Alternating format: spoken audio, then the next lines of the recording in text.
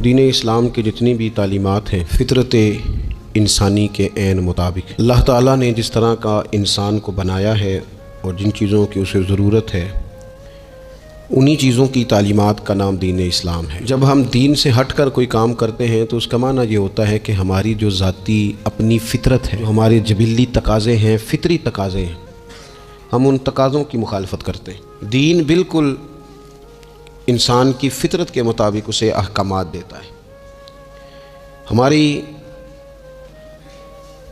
दीनी तालीमात का जो बुनियादी नुक्ता है किताब व सुन्नत में वो ये है कि हम उम्मत वस्त हैं, हम दरमियानी उम्मत हैं, अफरातो तफरीद से पाक, शिद्दत से, गुलूव से, तंग नज़री से, इन चीज़ों से पाक दरमियानी और मोतदिल उम्मत वस्त। अफरातो तफरीद से पाक होना ये इस उम्मत की खूबसूरती, ना इस तरफ ज़्यादा झुका जाए ना इस तरफ ज़्यादा झुका जाए, बल्कि दीन का हुस्न ये है कि इंसान मोतदिल ज़िंदगी गुजारे। रिस्क कमाने के मसले में भी मोतदिल रहें, कारोबार करें, मेहनत करें, मनसूबाबंदी करें, कोशिश करें, लेकिन पैसे कमाने के मसले में डिप्रेशन का शिकार ना हो। यानी इसको ना जीने मरने का मसला ना बनाएं कि अगर एक महीना कारोबार सही चमका है तो सेहत भी ठीक रही है और अगले महीने अगर थोड़े हालात ख़राब हुए हैं तो ब्लड प्रेशर भी काफ़ी ऊपर नीचे हो गया है।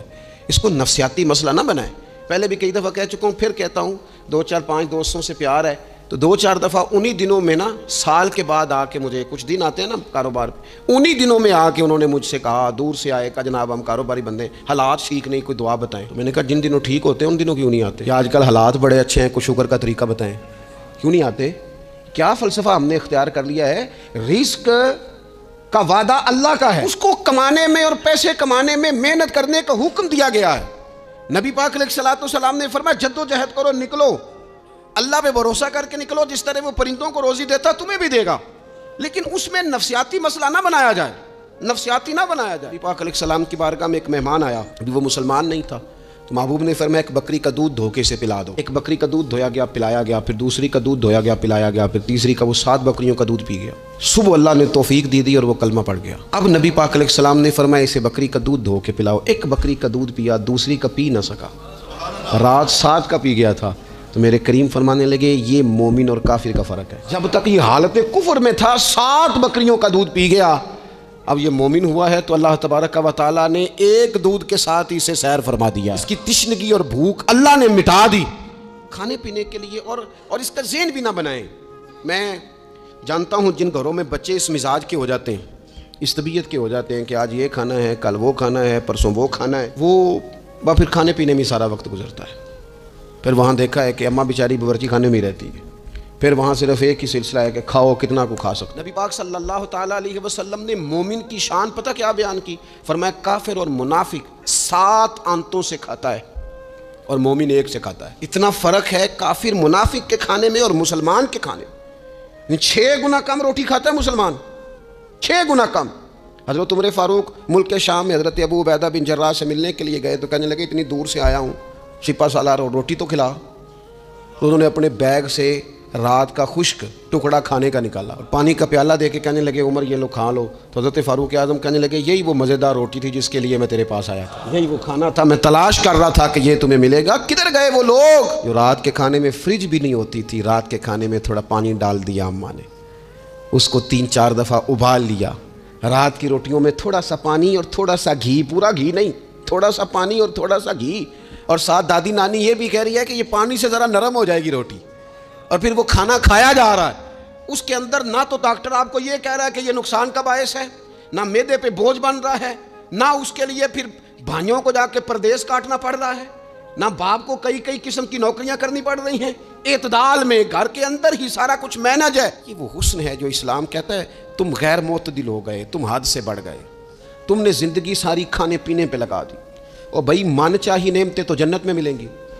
हमने तो मज़े के खाने वहाँ जाके खाने, वहाँ मिलेगा फल और वहाँ मिलेगी नेमतें जो बार बार मिलेंगी, चेहरे एक जैसे होंगे पर जायका बड़ा मुनफरद से मुनफरद नज़र आएगा।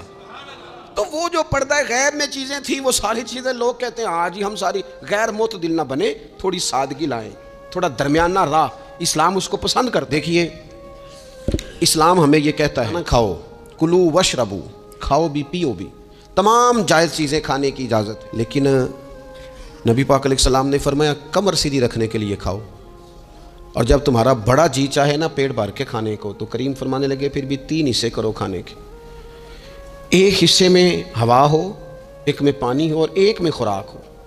फिर भी पेट भर के ना खाओ। बल्कि अल्लाह के रसूल सल्लल्लाहु ताला अलैहि वसल्लम फरमाने लगे किसी ने इतना बुरा बर्तन भरा ही नहीं जितना किसी ने अपने पेट को भरा। सबसे बुरा बर्तन तुमने भरा। ज़्यादा खाएंगे ख्वाहिशात ज़्यादा पैदा होंगी, ज़्यादा खाएंगे नींद ज़्यादा आएगी, ज़्यादा खाएंगे गफलत ज़्यादा तारी होगी। लेकिन कुछ लोगों का मकसद ज़िंदगी खाना है। सुबह की प्लानिंग अलग है, दोपहर की अलग है, शाम की अलग है। आप हैरान रहेंगे कि आप उस मुल्क में रहते हैं जिसमें सबसे बेहतरीन बिजनेस होटल चलाने का बिजनेस, खाने पीने का काम करो, ये भी बना लो, ये भी बना लो, अच्छा भला खा पी के उसके बाद फास्ट फूड का ऑर्डर दे दिया जाता है। और खाने के बाद कितनी सारी चीज़ें। अब तो ये मैं कुछ अरसे से देख रहा हूँ, अच्छा भला खाना खाते हैं, उसके बाद चाय के साथ बिस्कुट आ जाते हैं। मेरा एक गरीब घर से ताल्लुक़ है। हम तो उस वक्त चाय के साथ बिस्कुट खाते थे, रस खाते थे जब रोटी कोई नहीं होती थी, रोटी खाने का प्रोग्राम नहीं होता था, कोई परहेज़ चलती थी। लेकिन अब वो लवाजमात चाय के साथ। अब तो लोग चाय का, अब जी आपका खाना नहीं पकाना, चाय पकानी है, तो चलो ठीक है चाय पक गई। अब वो चाय पक रही है, उसके साथ जनाब भुना हुआ गोश्त पड़ा है, उसके साथ पिज़्ज़ा आ गया है, उसके साथ फलानी चीज़ आ गई। ये क्या है जी? अच्छा, फिर वो ख्वाहिश भी होती है बाज़ मेज़बानों की कि अब ये तारीफ़ भी करें। वो सारा कुछ रख के तो साथ ये भी कह रहे होते हैं तुम चूँकि रोटी डाक छड़ी सी, लिहाजा फिर हमने ना ये सारा कुछ किया है। यानी वो कह रहे होते हैं कि मेहमान अब ये कहे कि ओहो आपने तो बड़ा तकल्लुफ़ कर दिया है, इसकी क्या ज़रूरत थी। तो कई मेहमान मेरी तरह के बड़े पक्के होते हैं, जो रोज़ के मेहमान होते हैं ना बड़े पक्के होते हैं, वो तारीफ शरीफ कोई नहीं करते, वो साफ ही बात करते हैं कि तुम एक शह रख देते असी भी चज नाल खा लेंगे।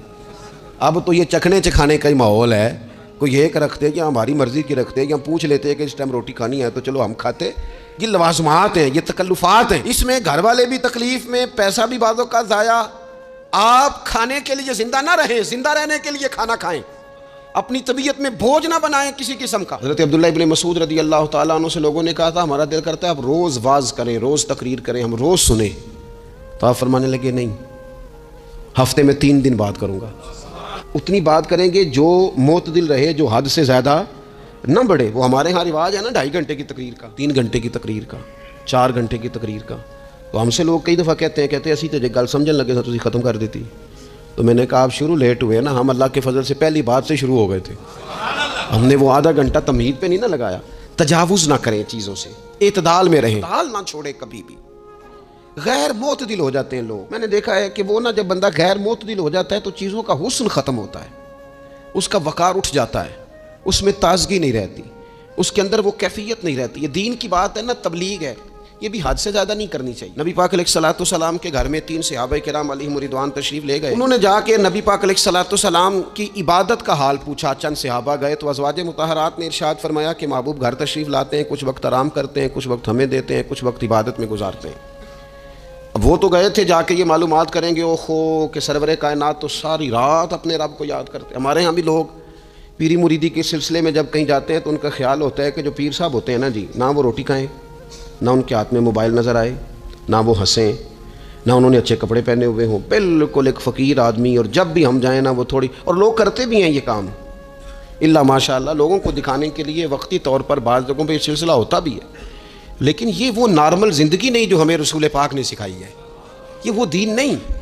क्या आप बिल्कुल कट गए और आप हैरत अंगेज़ बात कर रहे हैं और आप जनाब बिल्कुल दुनिया का आपसे कोई ताल्लुक़ ही नहीं है, ये तो रहबानियत है और इस्लाम इसको कबूल नहीं करता। वो सहाबा किराम अलैहिम रिदवान ने नबी पाक अलैहिस्सलाम के अहवाल शरीफा सुने तो वो कहने लगे कि नबी पाक के सदक़े तो अल्लाह अगले पिछलों को माफ़ करेगा, हुजूर तो महबूब हैं। ये सुन के अब उन्होंने अपने दिल में जो इरादा किया, कहने लगे महबूब तो वराउल वरा हैं, लेकिन हम चूँकि गुनाहगार लोग हैं, आम आदमी हैं, हम इस तरह करेंगे, हम सारी रात अल्लाह की इबादत करेंगे। हुजूर तो महबूब है ना, चलो कुछ देर आराम भी करते हैं, हम सारी रात इबादत करें। एक ने कहा कि भाई मैं तो हर रोज़ रोज़ा रखा करूँगा नफली। तीसरे ने कहा मैं शादी नहीं करूँगा, मैं ऐसे ही वक्त गुजारूँगा, तजर्रुद की ज़िंदगी गुजारूँगा। रसूल पाक अलैहिस्सलाम को जब इस बात की खबर पहुँची तो पता है हुजूर ने तबसरा क्या किया? कुर्बान जाएँ। क्या अंदाज़ है गुफ्तगू का। महबूब फरमाने लगे ये मैंने क्या सुना है कि मैं शादी नहीं करूँगा और मैं हर रोज़ रोज़ा रखूँगा और मैं सारी रात ही नफल पढ़ूँगा, आराम ही नहीं करूँगा। महबूब फरमाने लगे मैं तुम सब से ज़्यादा अल्लाह को जानता हूँ और मैं तुम सब से ज़्यादा रब से डरता हूँ।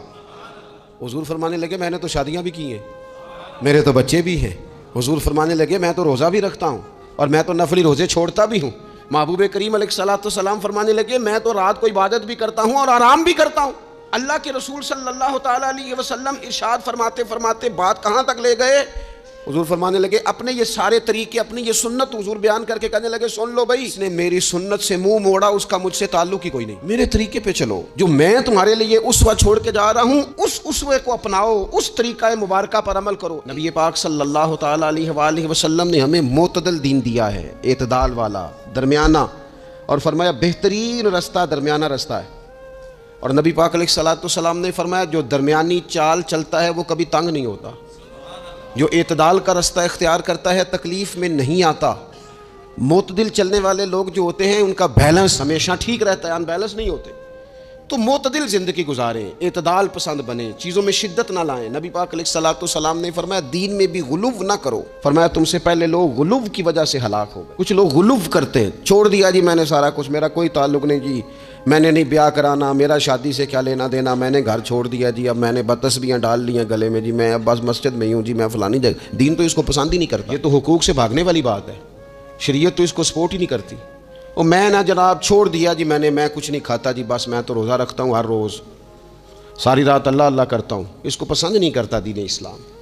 आपको मोतदिल रहने का कहा गया है। वो जो रहबानियत इख्तियार कर ली थी यहूदियों ने, ईसाइयों ने, गारों में चले गए, निकल गए जंगलों में, तो हुजूर ने फरमाया मेरे दीन में कोई रहबानियत नहीं है। दीन तो कहता है कि आप रूटीन के काम करें, रूटीन के, और रूटीन के काम ही सही करके करें, उसी में आपको अल्लाह की रज़ा नसीब हो जाएगी। लेकिन हुजूर ने फरमाया जो मेहनत करके रोज़ी कमाने वाला अल्लाह का दोस्त है, सच्चा ताजर जो होगा उसे अल्लाह क़यामत के दिन नबियों के साथ जगह अता फरमाएगा। तो नबी पाक अलैहिस्सलाम ने तो सपोर्ट कर दी, फरमाया जो तू काम कर रहा है यही करते करते तुझे अल्लाह का कुर्ब नसीब हो जाए, इसी को सही करके कर। ये जो गुलूव है, ये जो शिद्दत पसंदी है, कुरान मजीद में अल्लाह करीम ने फरमाया वला तातदू, हद से ना बढ़ो, इन्नल्लाह ला युहिब्बुल मुअतदीन, अल्लाह हद से बढ़ने वालों को पसंद नहीं करता, महबूब नहीं रखता। अल्लाह तबारक व तआला उन लोगों को पसंद नहीं फरमाता जो एतदाल का रास्ता छोड़ जाते हैं। बाज़ लोगों की ये तबीयत होती है कि वो अपनी मिजाज के लिहाज से ही कभी इस पलड़े में झुक जाते हैं, कभी इस पलड़े में झुक जाते हैं। किसी से दोस्ती हुई तो फिर इस कदर ज़्यादा हुई कि गुलूव का शिकार, जान भी हाज़र, माल भी हाज़र, सारा कुछ ही तू है, घर की बातें भी बता ली, बाहर की भी बता ली, कारोबार की भी बता ली, सब उसी के नाम कर दी। लेकिन जब उस शख्स के साथ इख्तलाफ हुआ तो फिर दोस्त तो दूर की बात, उसे इंसान मानने से भी माज़अल्लाह इनकारी हो गए। तो ये शिद्दत है, ये तनाव है मिजाज का, इससे इंसान का अखलाकी हुस्न ज़ाया होता है, इससे जो इंसान की इंसानी खूबसूरती है वो चली जाती है।